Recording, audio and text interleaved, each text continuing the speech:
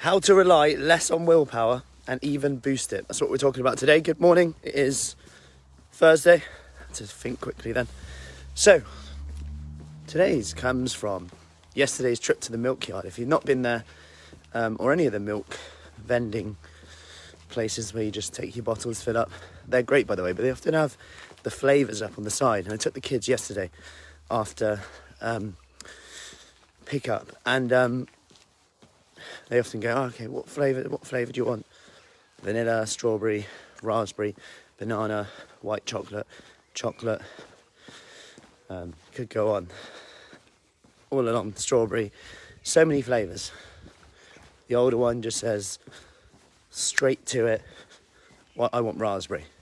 Morning, Joss, I want raspberry, job done. The other one says, I want vanilla. So obviously when they get the milk out, then one comes out red looking, the other one's not. I want red, okay. Right, vanilla and raspberry will probably work. Let's go in there. Now I want chocolate. Now you've said vanilla and raspberry, you can't have chocolate as well. In my head though, I'm thinking raspberry and chocolate would go amazing. Now she's like, I want chocolate.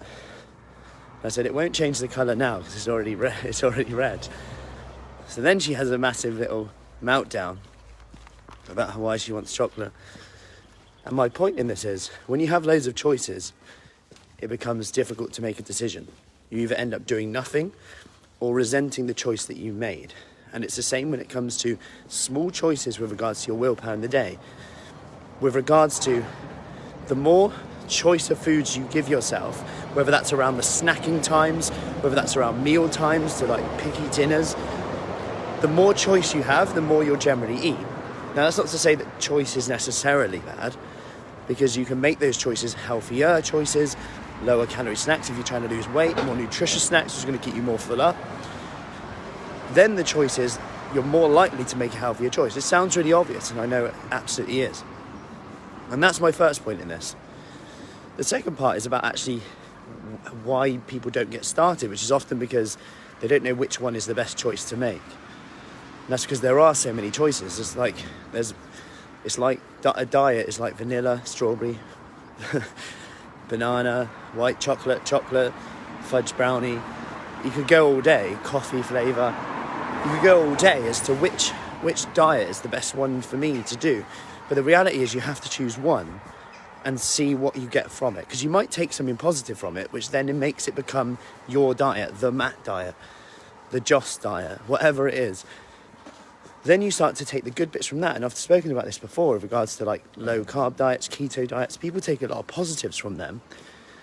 And, you know, it could be easy for me to say, no, they're rubbish. But actually, there's a lot of positives from them. People eat more protein, people are more full up. I'm going off on a bit of a tangent now.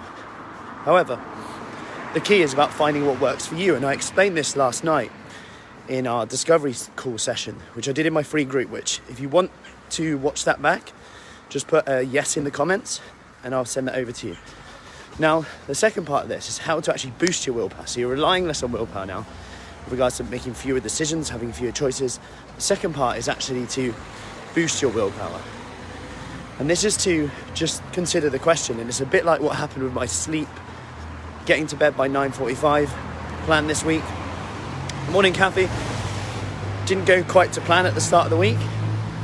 So I just wrote down, and the magic of a pen and paper, I wrote down all the things that will happen if I carry on skipping the bed at 9:45. Because what we often consider is the drawbacks of going to bed at 9:45. So the drawbacks are, if I go to bed at 9:40, if I go to bed later, or if I go to bed at 9:45, say, or earlier, the drawbacks are I have less time faffing around on my phone, which can be quite fun actually.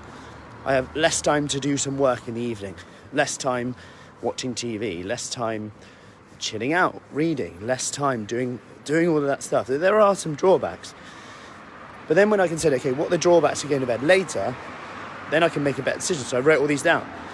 More ratty, tired, less motivated to exercise, which makes me feel rubbish, more likely to snack, more likely to eat rubbish, worse at what I do, less energy that is contagious. All these things that then build in, then that hits me harder. more ratty with kids, all these things. I could write them. When you write them down, you go, blimey, it's a no-brainer. When I wrote them down yesterday, straight back to it, on it today. And then I said, okay, what will I do differently today to make that happen? Quite simply, phone off at 9:20, and I wrote that down, set an alarm on my phone, and then it happened. Yes, it was one day. Is that going to happen every day? No, and this is the key part. It hasn't got to be one tactic for all. You haven't got to stay with vanilla flavoured milkshake forever. You can switch over to banana when you're ready. Just for the record, the chocolate and raspberry was delicious, by the way. Anyway, on that note, I will leave it there. Hey Lisa, hey Nikki. I hope that helped. If you want to watch back the discovery session I did where I walked you through our summer transformation program, drop a me in the comments. I'll send you that video over. Have a lovely day, and I'll see you soon. Off to morning sessions now, from home, in person. We are good to go. So make it a great day. Control what you can, not what you wish you can. Enjoy your milkshakes, and I'll see you soon. Take care.